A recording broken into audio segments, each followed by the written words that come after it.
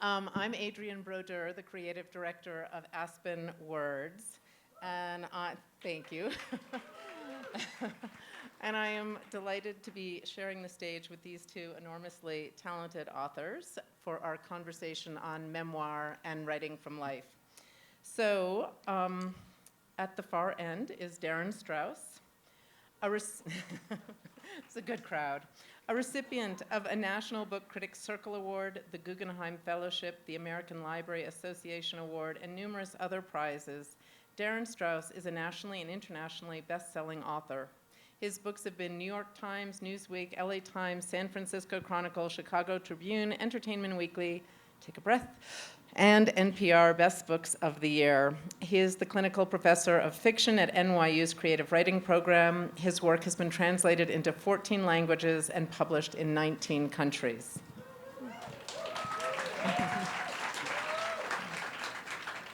George Hodgman, to my immediate left. George is the author of the best-selling memoir Bettyville and a veteran editor in books and magazine. He has worked at Simon & Schuster, Henry Holt, Houghton Mifflin, Vanity Fair, and the startups of Talk and Details.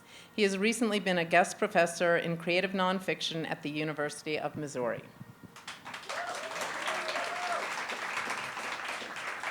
Welcome, both of you, and thanks for being here. So our conversation tonight is entitled The Impossibilities, sort of the im is in parens, impossibilities, possibilities, of writing about the self, a title which more or less speaks for itself, but we're here to discuss how to mine our lives for our work and how to navigate the rather tricky territory of our memories, very fallible things, and telling stories that necessarily impact others.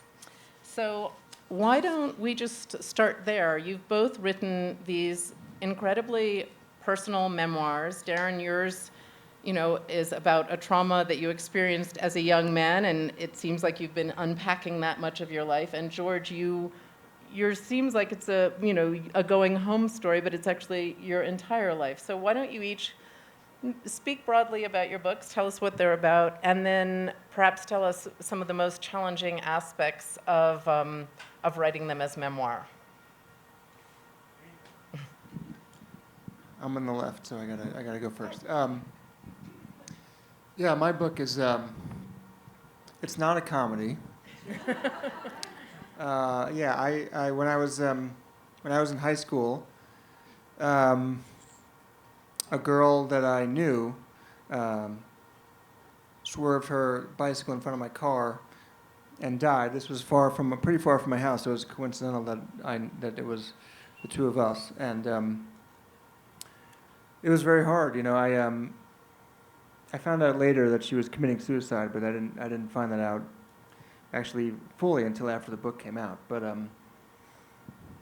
so it was hard, and I went to the funeral, and the very important thing for me was that at least her parents didn't blame me. They knew it wasn't my fault because the police and 5 cars worth of eyewitnesses all said it wasn't my fault, but I didn't feel, and everyone said, you're lucky, you're not at fault, you're fine.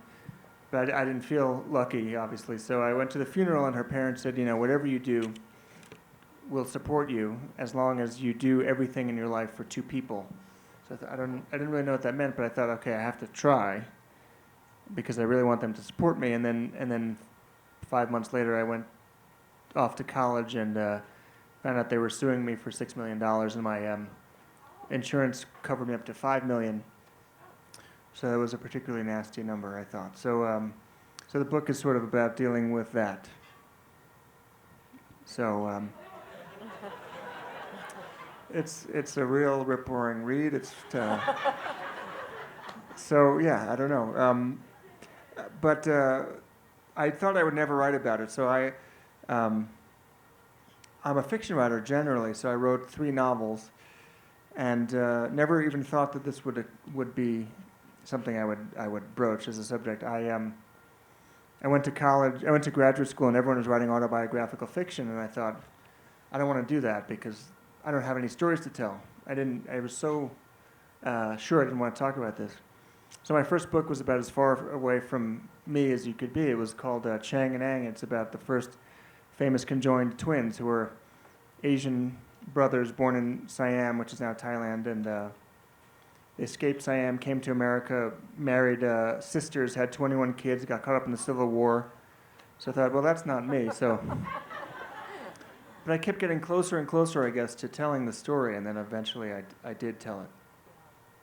And I guess we'll get into why the hell I would do that in a second, but I don't want to hog the stage here, so.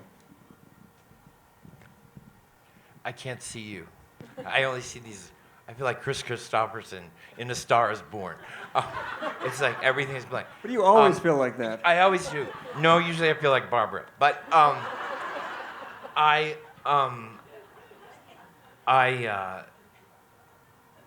did not expect to write a book. I didn't expect to write a memoir. But I lost my job.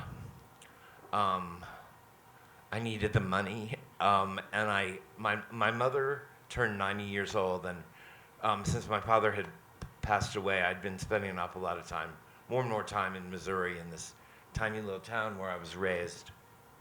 And I came back home for my mother's 90th birthday, and it became pretty clear that she was struggling with dementia, and that she was kind of going downhill pretty quickly. And I didn't really know what to do. I had dreaded this moment all my life. An only child who was particularly ineffectual at dealing with most problem situations. And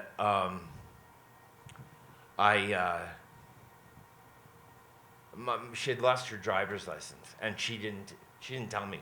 She tried to keep it a secret, and she was making the cleaning lady go out and practice her driving with her, and that didn't go over well with the cleaning lady, and so motion and driving and moving had been such emblematic parts of my mother's life, and the loss of driving and was just, it was the first little death, and it really struck me, it really moved me. And so I wrote this little thing on Facebook about my mother losing her driving, or losing her license, and what that meant. And it got a lot of shares, and it got a lot of, likes or whatever. And I, like I said, I'd lost my job. I was really in a low down groove. And, it's like I got the ham in me, the need. It was like, maybe I could do more of this. And I looked in the bookstores, and all the books about taking care of older parents were kind of like saintly women taking care of saintly women. So I decided that maybe I could do one like, a kind of fucked up gay man and his difficult mother. And that would have been such a good title, I think. yeah. And so she hasn't sued me. She didn't sue me. She would like to, but she died. Anyway, there we go. I'll take it away from there. So one of the questions that this is again for both of you, although I actually want to prompt you, Darin, on it, because I listened to you in conversation with some other memoirists in New York, and it's about what is more important in the end, your memory or the truth? And do you know the story that I'm... Yeah. Okay. I want to come back to Facebook, though, because I think there's something interesting about that with memoir. I'm serious, but and the question of the impossibility of writing about the self. We can come back to that later. Start with Facebook.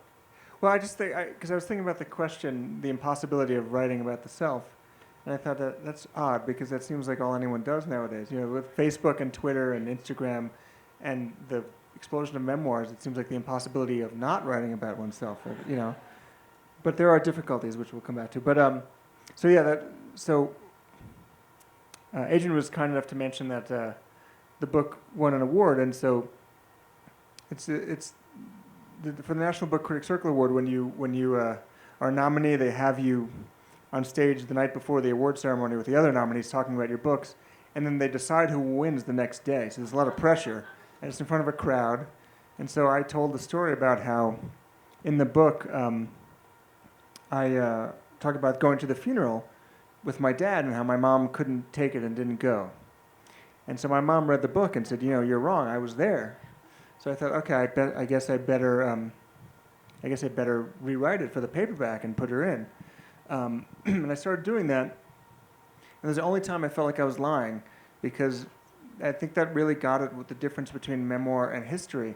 History, you would have to change the narrative or change the text in order to make it accurate. But a memoir is really just a record of your memory. And so when I started writing it by putting my mom in there, I thought, this is fiction. I don't remember her there, so I can't put her in there. I don't remember it. So I thought that was pretty self-evident, but the people on the stage, because it's a nonfiction award, there was an historian on the stage, and people looked at me like, you are crazy. I can't believe you would keep this falsehood in your book. And so I thought, I just fucked myself out of this award, but luckily the people didn't care, I guess. But because also I realized, maybe her memory is wrong too. Right. So, but that is, I think, memory is fallible. And I found out that only America, among Western countries, puts so much power in the courtroom on testimony, because I think, well, I don't know the only one, but at least Western Europe doesn't. And I think it's because someone French told me this, that they have a better understanding of how fallible memory is. Also, a good thing I learned, do you know where the word testify comes from? If you're asking me, no. In ancient Greece, when you went before the judge, you had to hold your hand on your testicles and say, I swear this is true, or you can cut my nuts off. And that's where we have testify from. I'm not joking either. Do we believe that, George? What about you, memory or truth? I know, the impossibility of writing about the self, that sort of stuck in my mind, and it was like, it seemed like from the very beginning we've been, this is what I did. The first story, I killed a bear, and it's kind of like, it's the problem is what some of the things the self has done, and that were very embarrassing and difficult for me to write about. And I think that one thing that I didn't really intend it to be, this book, to be as much about me. I think in memoir it's really, really important to have an important other character, so you're not drowning in the self of the speaker.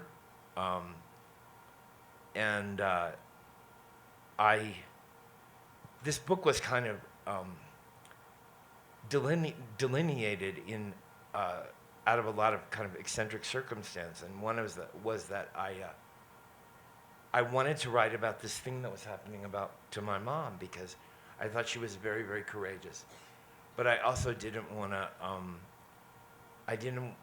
to invade her privacy, even though of course I was, but I wanted to put limitations on it, and I didn't want to show her.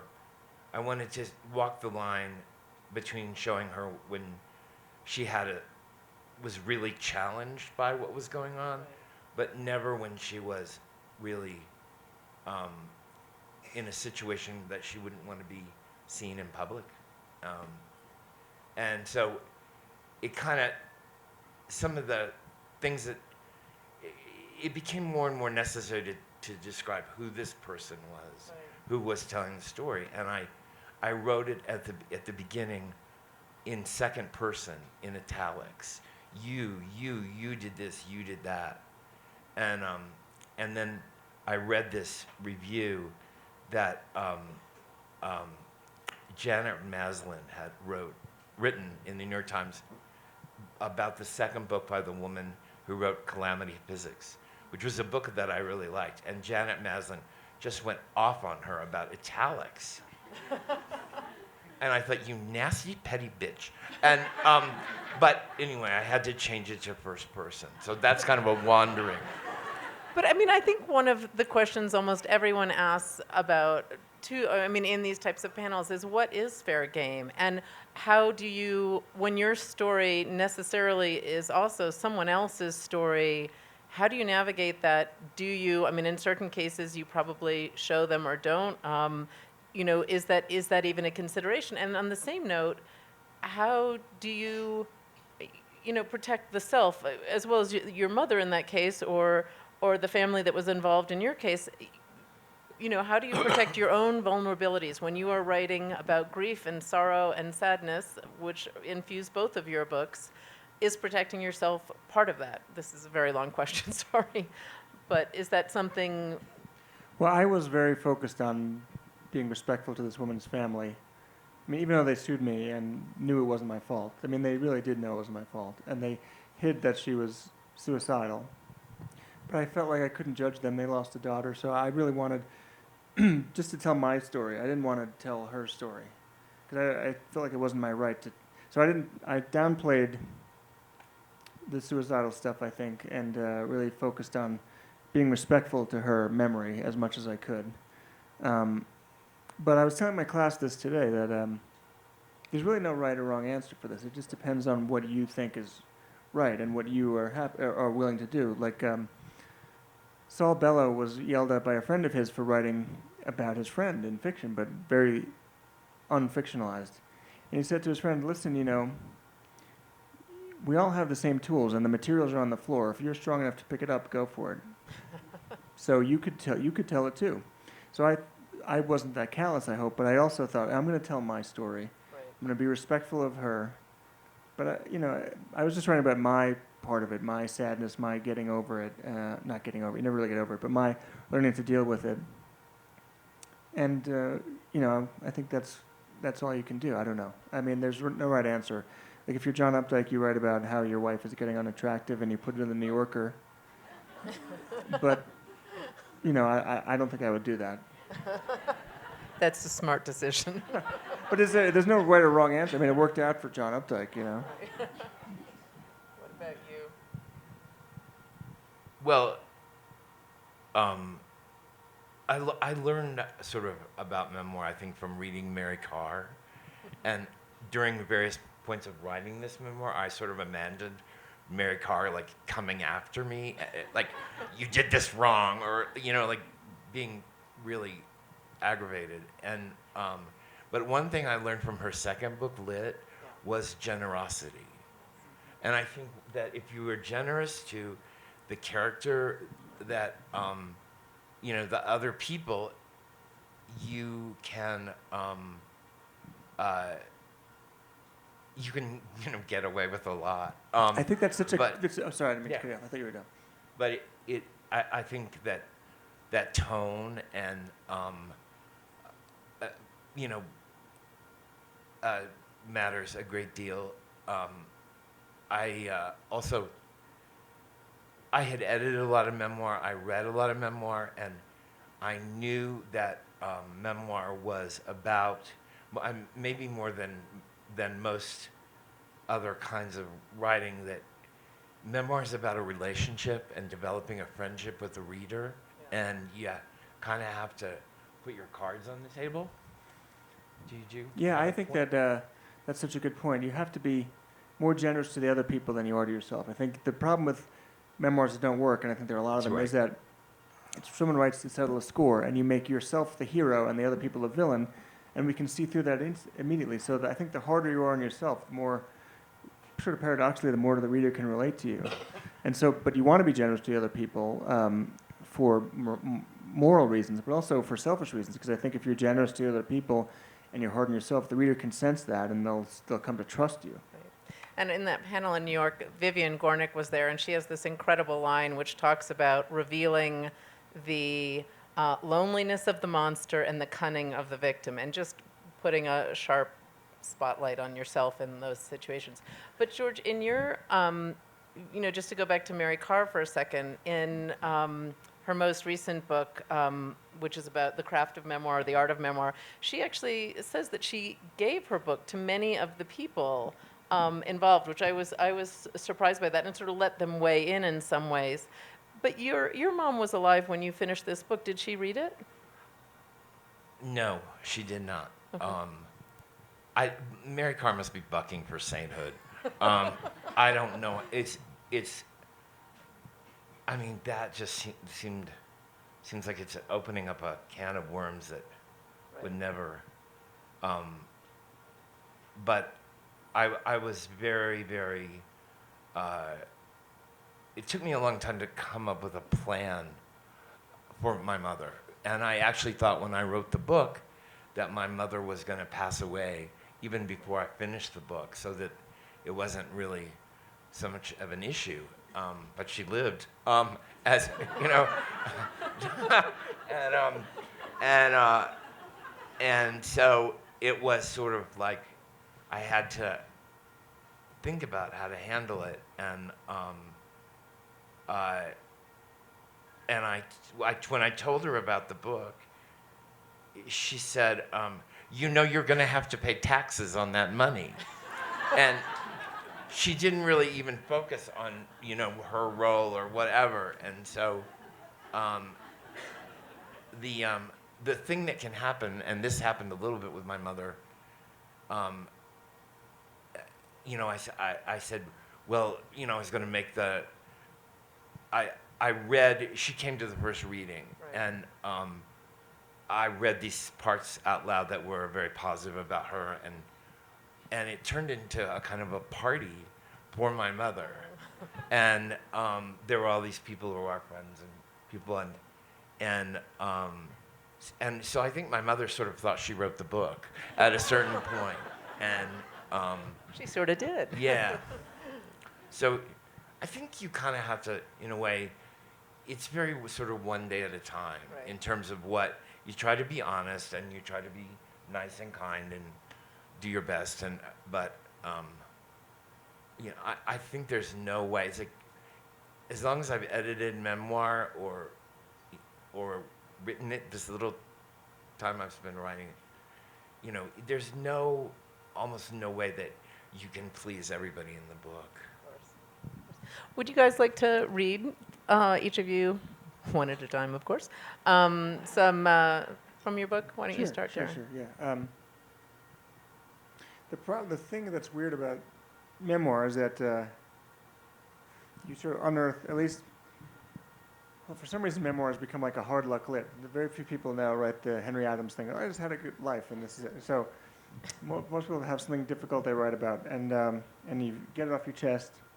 I think I read it in public so many times, It's a strange thing. But okay, so I'll just read the beginning. How long do you want us to read for? 5 minutes. Okay, I'll read for shorter than that.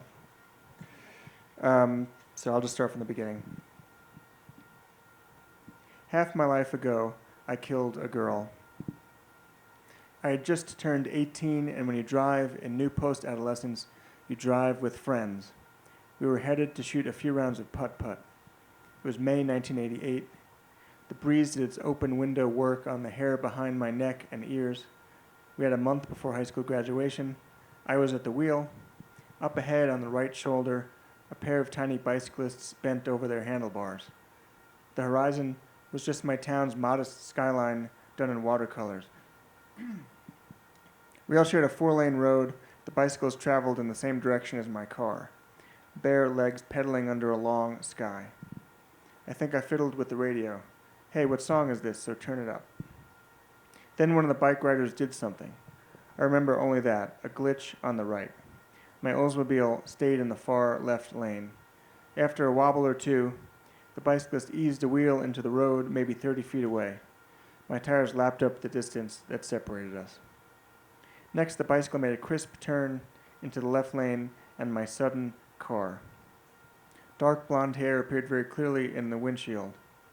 I remember a kind of mechanical curiosity about why this was happening and what it might mean. This moment has been for all my life a kind of shadowy giant. I'm able tick by tock to remember each second before it. Radio, friends, thoughts of mini golf, another thought of maybe just going to the beach, distance between car and bicycle closing. Anything could still happen. But I'm powerless to see what comes next. The moment raises a shoulder, lowers its head, and lumps away. And then it's too late. My forearm hooks to protect my eyes. The front seat passenger shouts. I picture my foot disappearing under the dash, kicking down for the brake, straining farther than any real leg can go. Yet the hood of my Oldsmobile met Celine Zilke at 40 miles an hour. Her head cracked the windshield. I remember the yellow reflector from her spokes, a useless spark, kicking up the glass incline and over the roof. My car bumped onto the grassy median. And then I must have done all the normal driver things, put on the clonking hazard, rolled to a stop, killed the engine. I must have stepped onto the grass in my t-shirt and shorts. I simply have no memory of how I got there. Celine Zilke, the girl I killed, was 16 and always will be 16. And I knew her. Celine went to my school. She was an 11th grader. I see her playing field hockey in blue gym shorts. Celine had been that lively, athletic type one always imagines in shorts. Or I see her settled in beside friends on the concrete benches just outside the cafeteria, or ticking off notes in the earth science class we took together. Celine sat by the window. When I look back now, she strikes me most of all as young. I'll stop there. Thanks.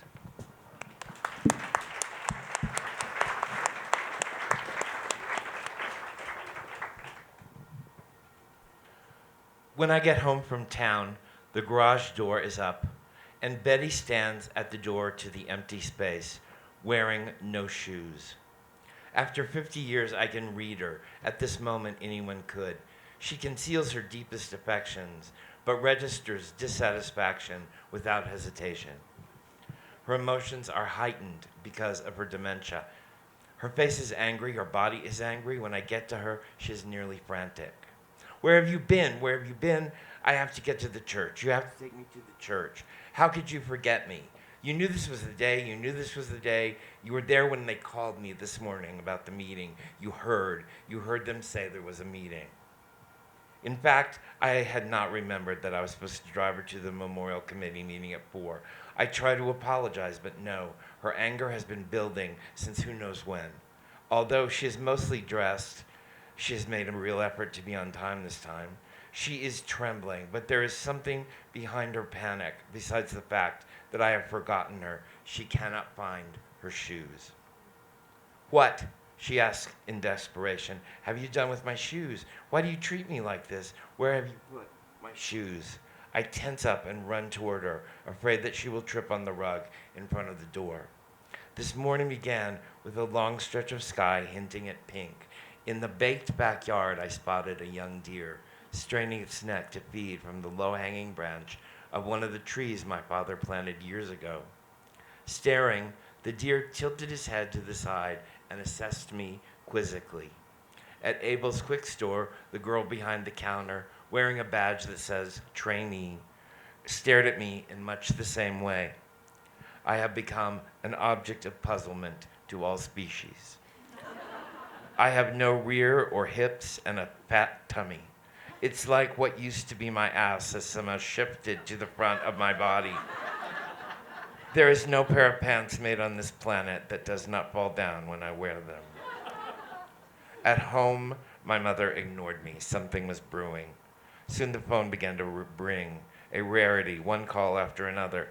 First came the tidings of one of my mother's old friends. Her daughter has had a baby. She feared it has an oddly shaped head. Next, someone from the bridge club. She has a bladder infection. So prevalent are references to bladders in my mother's circle that I have come to think of them fondly, like a quirky, hard-to-control family who might soon be arriving for dinner. Next, it was the church about the meeting later, then a recorded message announcing my mother's upcoming appointment with her GP. Refusing to answer the telephone herself, my mother balked at even being called to the receiver. On the line, she oozed the frustration of a mob boss dissatisfied with the morning tallies from Vegas. By the third or fourth summons, she was greeting her callers with the word, "Speak." Then came the call from Waikiki Coiffures. When I started to put my mother on the phone, the shop's owner stopped me, asked, "Are you her son?" "Maybe," I said. "Is there a problem?" Apparently, Betty almost fell on her last visit. The owner cannot risk a lawsuit if Betty tumbles down next week. I say we are not litigious types.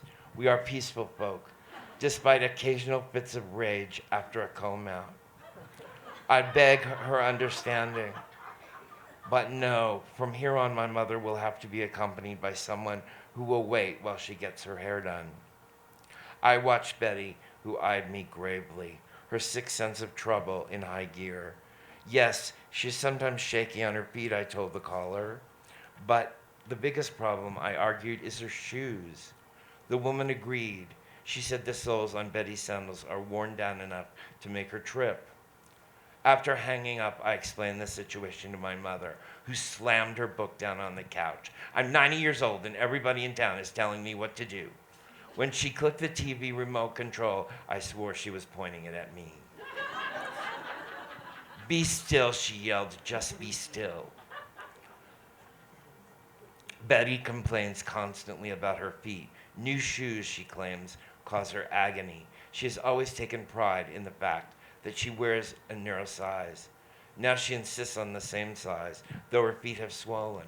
During fittings, she cries out. Fellow shoppers stare at her, fearful she is being attacked. I point at the clerk's mouth, shoe people, in a shocked stage whisper. In my mother's mind, no pair is right, nothing feels good. A pile of rejects grows higher by our couch. My mother refuses to put them on or try to break them in, relying instead on the beat-up sandals she has worn for years and years. This morning was the beginning of the war of shoes. Since man first staggered across the earth, wars have been waged over God, land, money, freedom. This will be a battle for control over one small territory that remains my mother's own, her feet. A dry landscape below the region of swollen ankles, a terrain coursed by rivers of fragrant lotion, of calloused patches, broken veins, errant toes. On this field of battle, I have vowed to lay my body down. Withdrawing to my bed, I planned future maneuvers. My hostages, those old shoes, would be stowed in the crowded confines of my bedroom closet. I ducked out to the post office later. Then, when I returned, there was Betty in the doorway, screaming about not making that meeting. She beats her hand on the table. She says, "They will think I am old. They will think I cannot be on the committee, that I can no longer keep track of the expenditures. They will say I forget," she keeps repeating. Her hand beats the table again and again. "Why did you leave? Where did you go? Why today? Why don't you pay attention to me?" My mother yells for her shoes. Only those sandals were due. I give up, all vows rescinded. The war of shoes has been brief, but filled with shock and awe.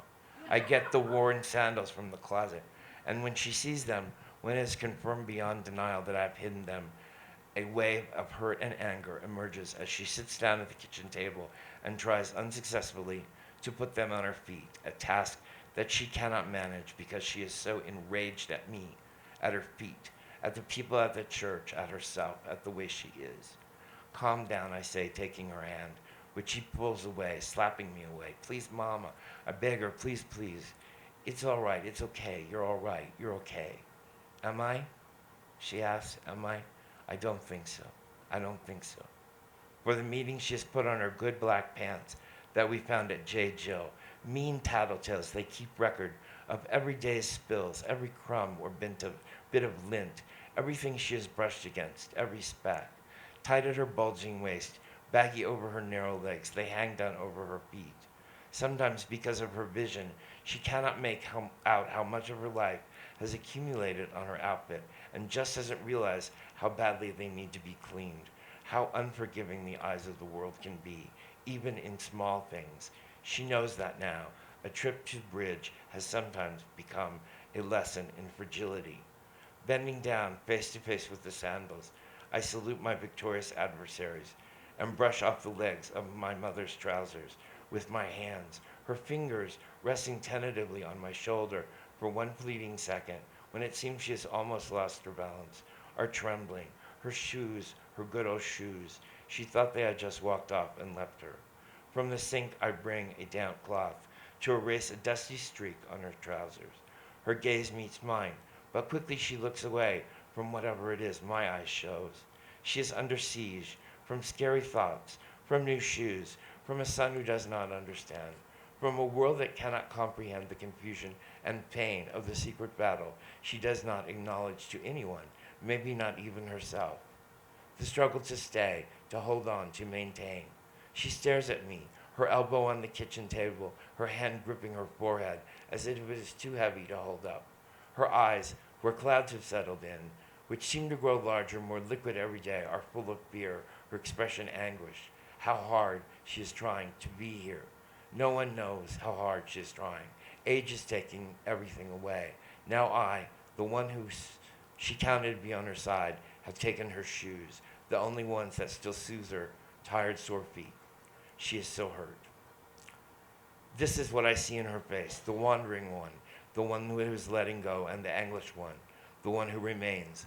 But who knows the anguished one, the one who remains, but who knows she is losing, barely holding on. They coexist, alternating, the one gradually ceding to the other. As the surrender progresses, she becomes more and more anxious, sometimes even terrified. At the church, later, she grabs my arm and holds on tight at the top of the stairs. In the meeting room, gathered around the table, the other members of the committee are waiting, and not everyone looks like they have maintained their patience. As she starts in the room, though, she rallies, she straightens her shoulders, she heads into the fray, reaching for my arm as I leave to say that she is sorry. When my mother walks into the meeting, I think of all the people and all the places quietly doing so many things that are hard.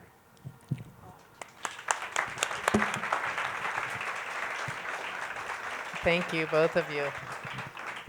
I saw on Facebook today, getting back to Facebook, a quote of yours, George, that Aspen Words actually put up, and it said, "You have to make a gesture of intimacy toward the reader, of revelation and honesty. A memoir is about the relationship between reader and writer, a bond." And I'm wondering if you can talk a little bit about what you meant by that.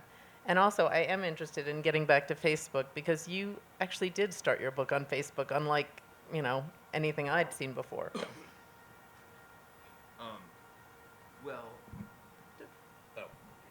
I guess that because I grew up reading memoir was sort of the first time I read about gay people. It was the first time I read about black people. It was the first time I read about the lives of all kinds of people. And memoir, again, it's like it was a friend. It was a way to make a friend. And I wanted to be a friend to the reader. And I also kind of needed somebody to understand this was very scary for me, because nobody seemed to get it, and I felt kind of alone. So. And did you have that same experience? Because you've written fiction, and how was memoir? I mean, was the reader-writer relationship different to you in memoir, or is that? I tried not to make it different because, again, I was so conscious of trying both to be fair to her and not overly kind to myself, and also that it was that with memoir the risk is that it reads like a journal. So I often tell my students to make the I a she or a he, because it's so much easier, I think, to write she walked into a room with the dispassion that's necessary to write a good story. Because if you say I walked into the room, you have all this protective gear on. I walked into the room and everyone's looking at me. Why are they doing that? I'm such a nice person. But she walked into the room. You can see her, and you can see her among the other people. I actually had the guitar because I was going to talk about the lesson that I tell my students is that, or one lesson I tell my students is that I think it's important that that we don't just focus on Well, I guess the difficulty of writing about oneself, I think, is that you don't know what the story is. So what's hard about fiction is, you make everything up. So every decision has to make sense and has to be believable. So with every choice, you ask yourself, God, would the character really say this, or is this believable that this would happen? All that stuff is gone with the memoir because she did say it and it did happen. But the difficulty is then making a story out of that blob. And so, I think the tendency, especially if you're writing about one thing that happened, is to just tell the one thing and not include other people, or not think of it as a book that has to be read. And, books often have plots and subplots and different parts. And so the reason I brought the guitar is because I wanted to show what I meant with that. So I'm going to do that if that's all right. So Great. So because, if you just write one thing, it can be dull. And sometimes even if two things together are stronger or read better than just one thing, or read better than they would alone. And so it sort of tricks the reader into thinking, wow, these two things are great because you get a break from it. So here's what I'm talking about. So with the guitar, I'm going to put this down. Can you guys hear me? So if you just heard this for the whole song, you'd think, wow, that's pretty dull, right? Or if you just heard this, you'd think, that's pretty dull. Like, no one wants to hear a song of all this or all this. But if you put it together, it actually sounds better. So it's like,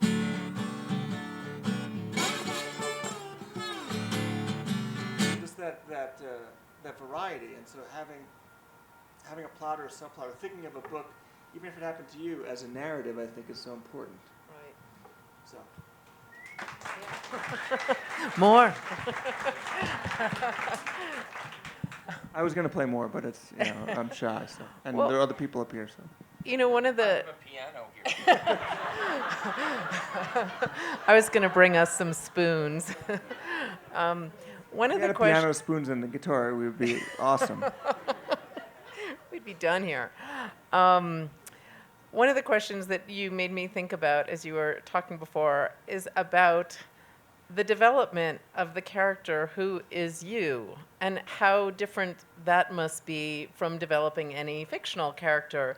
But you do have to develop your character in memoir, and what do you include and what do you leave out, and how do you go about shaping the I? Either one of you. Take it away. Well, see, I don't know how you did it, because I needed 18 years before I could even start, because I really had so much trouble finding out what the story was and knowing what the character's flaws were, that I really needed that distance. So maybe if you don't have that distance, there's more immediacy, and there's that sort of white-hot intensity of being right in the moment. But for me, I needed to have that distance in order to tell. I mean, I had a lot of trouble shaping the book. There's another teacher here who's a friend of mine, David Lipsky, who really kind of saved the book, because I wrote a bunch of stuff, and he said, no, the story is this. You got to stick to that. And he would cut stuff for me and reshape it. So, it's very helpful. That's one thing that's good about workshops, too, is that you can meet people who will do that for you for your whole life. But so I had to look at it as a character, and because again, the temptation is just to be like, I'm great, everyone else, when something bad happens, I'm great. Like you could have made your mother a villain and you a saint, but that would have been like so many other lesser books, Well, that's the way it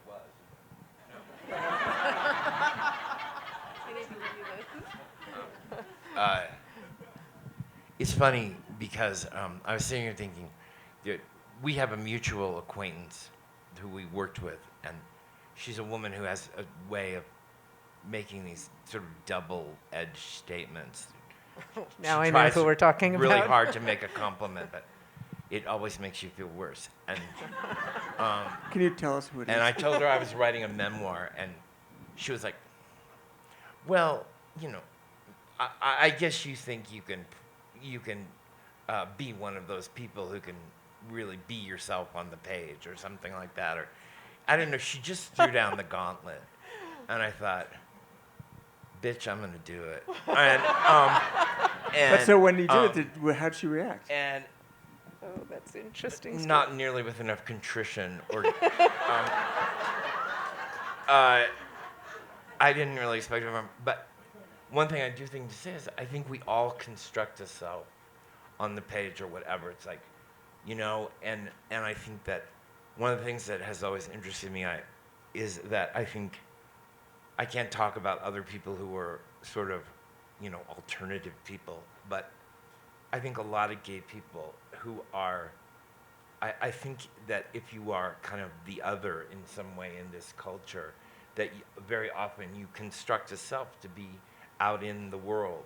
And so for me, that, creating that was, or being that was just, it was what I'd done for 50 years.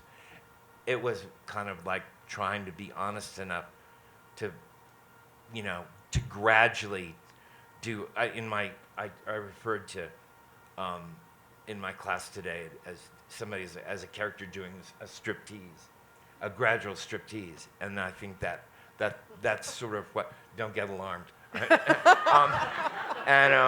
I do think that is what the, I think that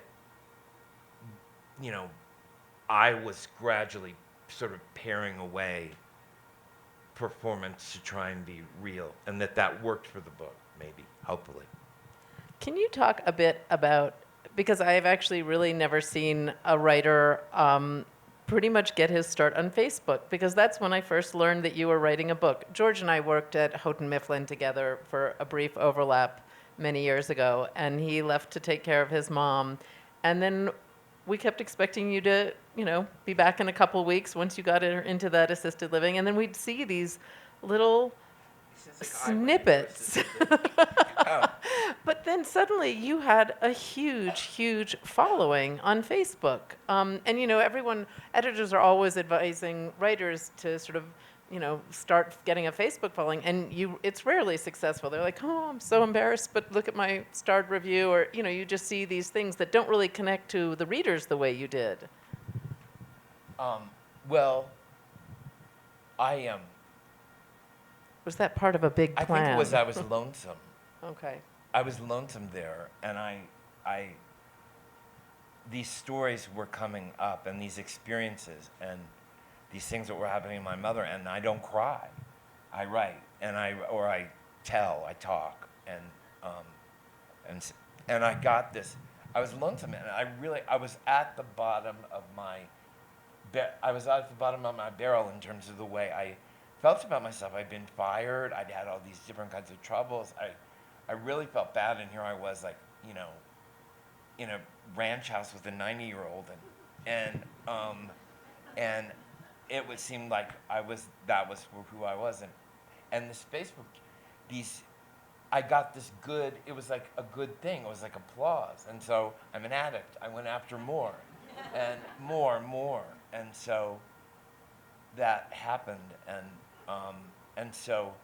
then when the book came out. As an editor, I have always lived in this very secret desire to defeat what I think are the absolutely wrong-headed conventions of publishing marketing people. And so Facebook gave me a chance to, to write some funny things or to give away. They don't give away too much of the book. Well, I always think a reader will think if you put stuff up that's good, they'll just think there's more. Little do they know. And what about you? Because you were starting to talk about Facebook in the beginning of this and said you wanted to circle back, and maybe I've gone too far away from it. No. Well, in terms of me on social media, I didn't get it.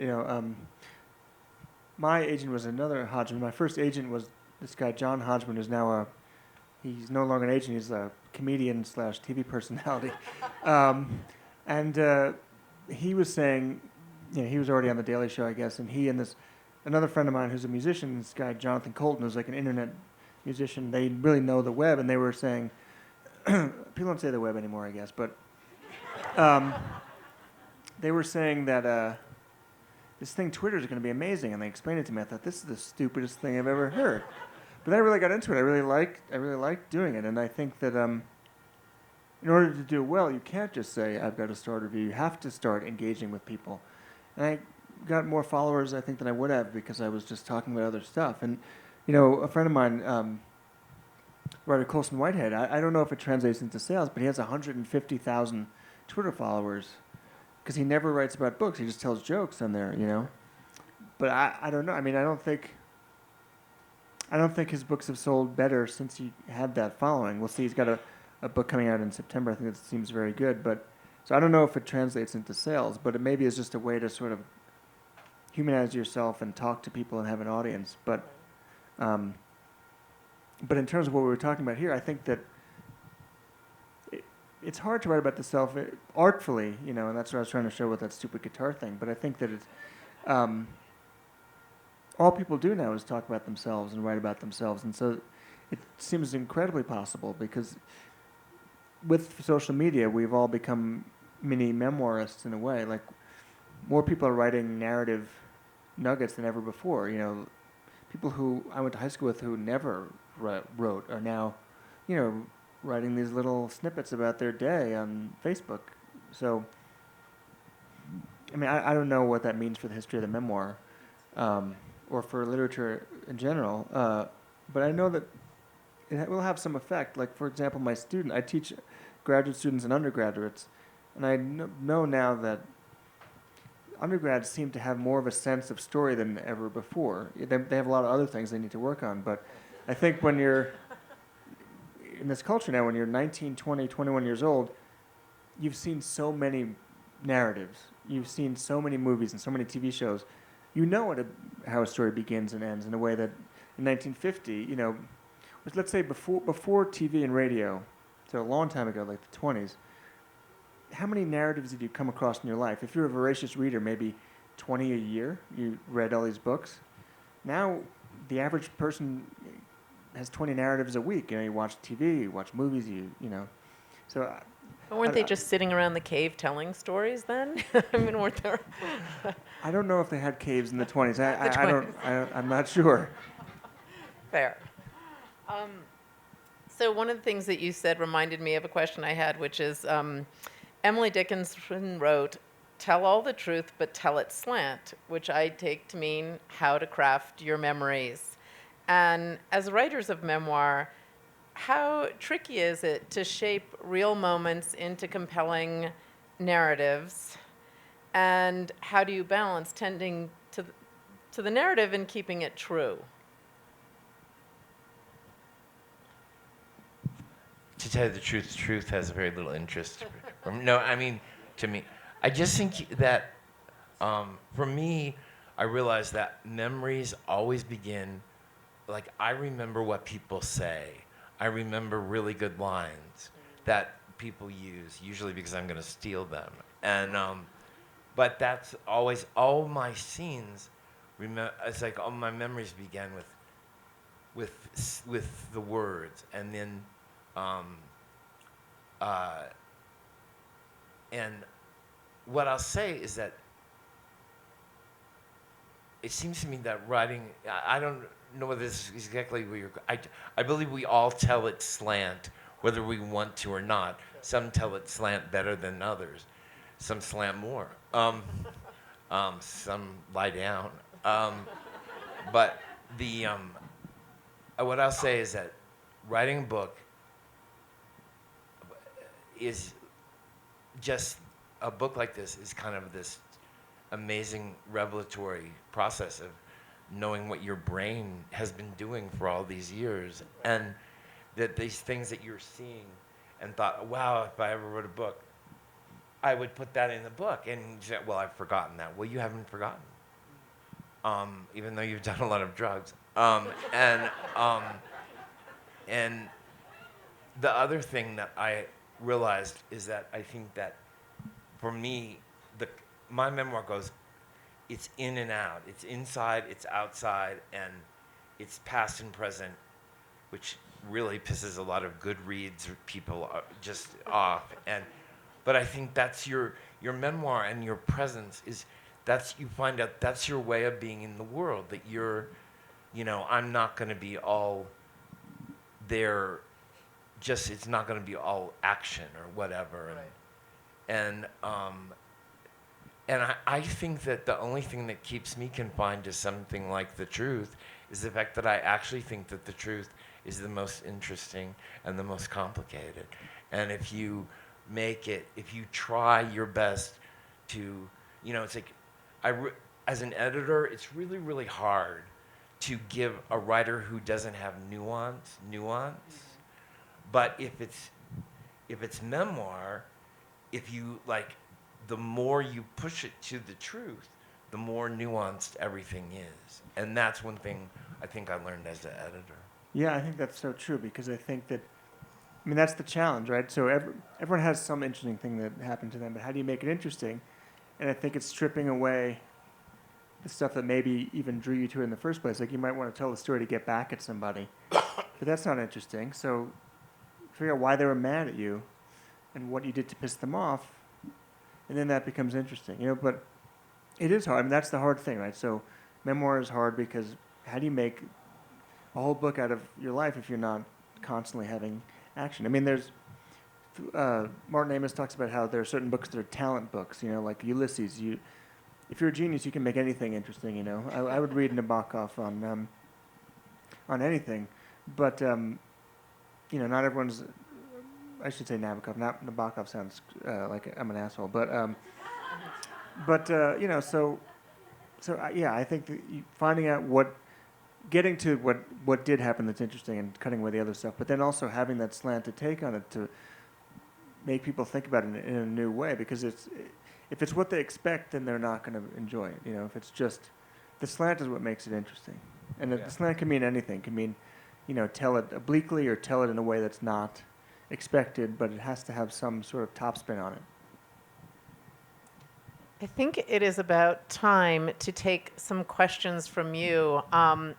Again, I can't see anything, so I don't know if they can put the lights up a bit in the back, or my trusty assistant there. So do you, up? Jackie. Whoops. Oh, I'm pretty loud. What is the difference between a memoir and an autobiography? Is there a difference? I think a memoir really does. I mean, I don't know if there's a set difference, but to me, a memoir is. I think an autobiography will have to cover a whole life, and will rely on the facts, and only the facts. And for me, this memoir is about this one thing in my life, and it's not an autobiography because it doesn't talk about anything. I mean, you wouldn't know much about me before the accident, or I guess you learn a little bit about after, but it's not. It's different. It's my memory of this one thing. And so the writer Dani Shapiro has written a few memoirs, and she doesn't go back and read them when she does the other one. So she said that there are certain scenes that overlap that are very different because she remembers it different at 30 than she does at 50. There's one scene we were talking about in my class where she has her uncle say something mean to her, and at another point in the later book it's someone else, so maybe a sibling or something. So I think that's the difference. Any other questions? Can't see. What? There's one in the back. Yeah, when you're writing a memoir, are you concerned about people not liking what you're saying about what you're saying? I mean, like the family of the girl, let's say, or people that knew your mom, and I mean, are you afraid to say what you're saying at all? Yes, totally. Where are you anyway? Yeah. Oh, there yeah, you go. There's. I was very, when it came to the point, because I was like saying, Microphone. Oh, I was saying, I was putting in the book things that were I was pretty unguarded about things, and I kept thinking, oh, I can take it out. I can always take it out. And at a certain point, I realized I hadn't taken it out. And that point came right when I couldn't change anything. And I had like 3 really, really bad weeks when all I could think of was moment by moment, like people's reaction to the book, and that wonderful moment when you're visualizing your 6th grade teacher's response to you recounting your first sexual experience is, that's a pleasure. Um, yeah, there are a lot of anxieties. Yeah, I mean, for me, yeah, I really did want to make sure that the girl's family wasn't upset, and my family. It's such a different reaction when you publish fiction. People will, if you're lucky enough that they notice it, they'll email you and say I liked it or didn't like it, and that's it. There's such a personal connection with a memoir. You get all kinds of really personal messages. Where, I wanted to publish a book of all the emails I got about this book, where people just shared. I got like 1,000 emails of people sharing their tragic stories, and some of them are amazing. I just didn't think I could get the rights, but I thought these are just amazing. People just unburden themselves to you because, so you have to take that risk. So I was talking to someone a couple weeks ago who said, I really want to write a memoir, but I don't really want to expose myself. I said, well, then don't write a memoir. Write a novel, because novels are hard in different ways, but that's easy. You can hide. If you hide in a memoir, the reader will know.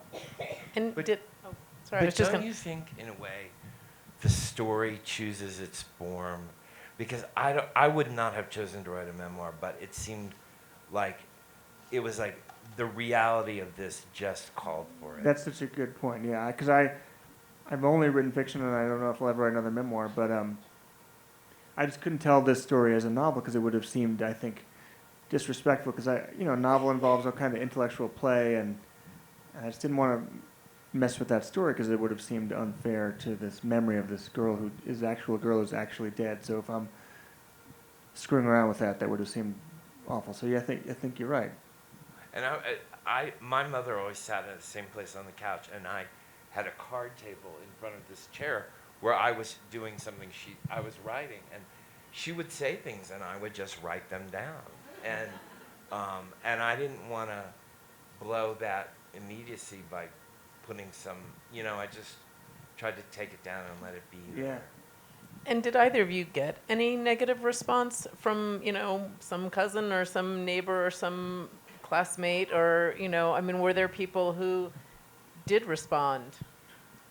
I was lucky. I got negative responses like every book, but no one who knew her, who contacted me, had anything but kind things to say about the book, which was a big worry. You do worry, to answer go back to the original question. I think you worry whenever you write something. But when you're in a novel, you worry people won't like it. But with the memoir, you kind of worry people won't like me, and that's a much more like people think, wow, this guy's a jerk, and that's a different equation. Yeah. How about you, George? Anyone? Well, I had a cousin. I have these older cousins, and they were the first in the family to read the book, and they were freaked out, and they, for all different kinds of reasons, and this happens with all kinds of nonfiction. People freak out, and then it calms down, but the thing that I will say about the experience of this book is that the thing that I find really negative, or the most negative thing that people say, or on the social media or whatever, is that they want to make this competition between me and my mother for the book. It's like, the book is called Bettyville, so there's too much George in it, or and George has taken Betty's. It's like I'm trying to take away my mother's book with my story. Yeah, you wrote the book. Yeah, and I thought it was about a relationship, but also there was this, there were things about I wanted my mother to give my mother limited exposure. Right. And it was about the book that I finally wrote, I think, was about the way a certain kind of communication that my mother was taught and that her generation was taught played out over our lives. And it was also about what you get from taking care of people, but I think that you just have to give up so much control over monitoring other people's reactions. Yeah, I was so worried about what certain people would think that you can't expect what other people are going to say, or predict. So the one person who was very against being in the book was my wife, and it was such a positive, I thought, evocation of her and our relationship. But she just said, I just don't want. I'm a private person. It's like hearing my voice in the answering machine. I think you got me really well, and I just want to be in it. But I said, it's about me. I can't not mention you. So, and now, I'm sure it's not going to happen, but there's an option for a movie, and the person who wants to do it is saying, we have to expand your relationship with your wife, and so she's like killing herself, So, Any other questions? George, when you were reading over here, hi. Hi. Okay. You referred to your mother as Betty. Is that something you've always did, or did you do that in order to write? Well, you don't want to say the same. You don't want to call her the same thing every time. You refer to her. I refer to her. Multiple times in a paragraph. I change the way I refer to her, mother, mom, Betty, or whatever. But actually, I always called her Betty from when I was a little kid because it was the only thing that seemed to work.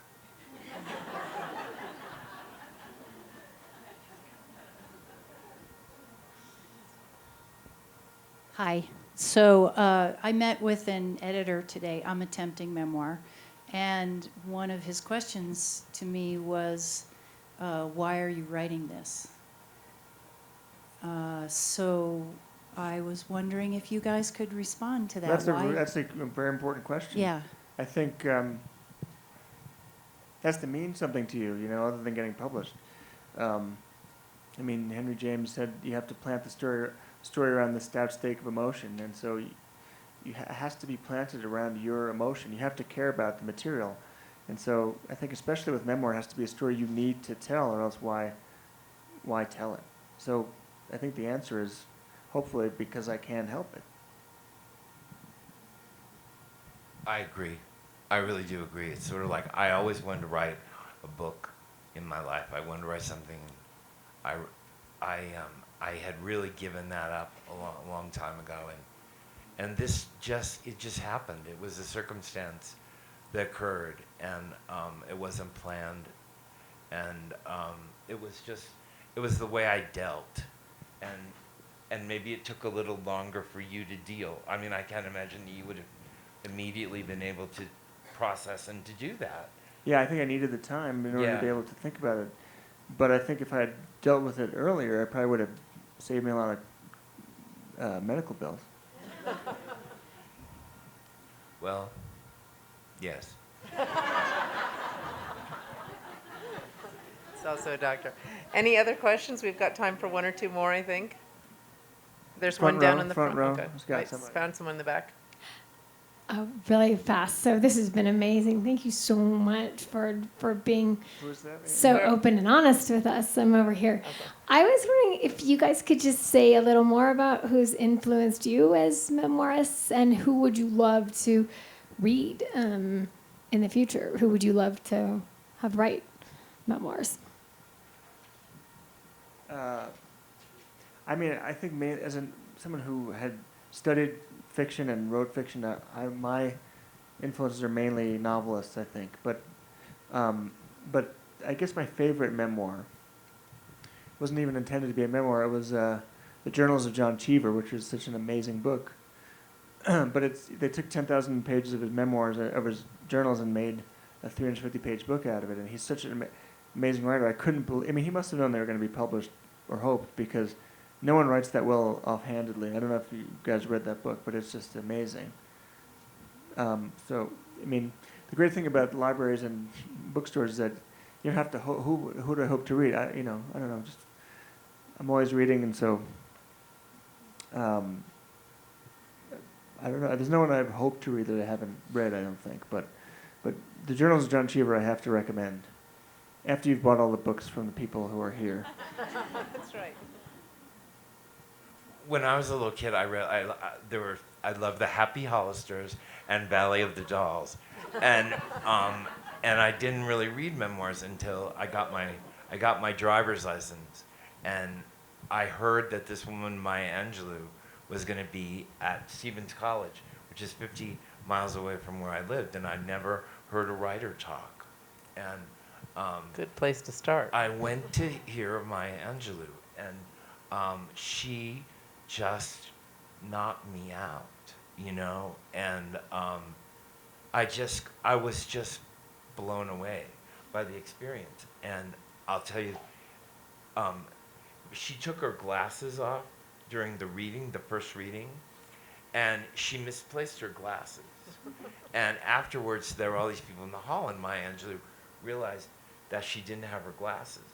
And she was like, "Where are my glasses?" And like, you know, like someone has taken them. And I was like, That's an uncanny imitation, by the way.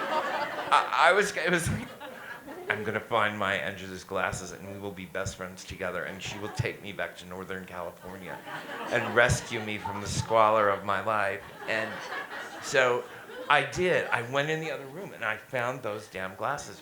And I turned around, and for 5 minutes, I took my own glasses off, and I put on Maya Angelou's glasses. That's amazing. Before I gave them to her. So I think that was but the other thing that, I think one thing that a big influence on me is that when I was a little kid, I started watching Lily Tomlin, and that alternation between, you know, it's like, I don't like just funny, I like funny mixed up with sad. And so those monologues really meant a lot to me when I was a little kid, and that tone, I think that's, you know, a lot of my stuff, what I like has that tone. Lori Moore, she's not a memoirist, but it's. Yeah, I was actually talking about that in my class. Her story, Pete Onk or people like that are the only people here, which is basically a memoir disguised as fiction. She's so good, yeah. She's so good. There's a line where one of her characters is talking about what she's going to do with her body after she dies. And she's, cremate, it sounds like a blender speed. But she also has the best line about memoirs. To the end of that story I was just talking about, which is posed as fiction, but is actually just nonfiction. Throughout the whole story, her husband is saying, "Take notes, we're going to need the money." And the end of the last line of the story is, "Hear the notes, now give me my fucking money." I think we have one more question in the front row. I just want to thank you guys for being so vulnerable. I think it's a beautiful thing to see and to sit through this. And then, George, you talk about being so lonesome and not knowing how to deal with what your mother was going through. And Darin, you talk about the burden and having to wait 18 years. I just wanted to know if writing the book helped. Yes. I think that, so there's a line that I always believed, and I think it's wrong. The writer William Gass said, poetry is cathartic only for the unserious. And so I thought that meant fiction too, or memoir too, or narrative. You know, it's so hard that if it's cathartic, you're not doing it right. But I don't think that's true unless I didn't do it right, because it's, you know, having to get your thoughts in. I think when you're feeling bad about something and you're not writing it down, it could just be this amorphous cloud over your head, this thing that sits on your head like a toad on a stone, you know. And then when you write it, you start to take power over it, because you think, well, what words can I use? What do I leave in? What do I keep out? How do I tell it? And then you gain control over the thing, and then it becomes yours, and you can put it, when it's done, you then put it away, you know, or you talk about it in front of strangers. I have a lot of toads too, and that, but I think for me it was like, the memoir gave me, like, I didn't have a job, and I didn't have an identity, and I didn't know what there was going to be of me when this was over, when this siege with my mother was finished. And so actually, you know, it was like having a job. You know, it was like this was something that gave me some hope, and also, you know, this one reason I did this is very, very I mean, necessity is the mother of invention. And I was in Missouri. I didn't want to give up my New York apartment. My mother was doing, saying I needed a job to make some money that I could do when my mother was asleep. And, Jimmy Kimmel was not giving up his gig. So. Well, our time is up. I would like to thank both of you so much for being here. And yes, cheers. And had anyone asked me the memoir question, I would say that these two books are absolutely at the top of my list on memoirs. I think they're both beautiful. We have them for the sale in the back, and both of you will be up there signing on somewhere over on this corner. So please buy these books, celebrate these memoirs, and thank you so much for coming. Thank you.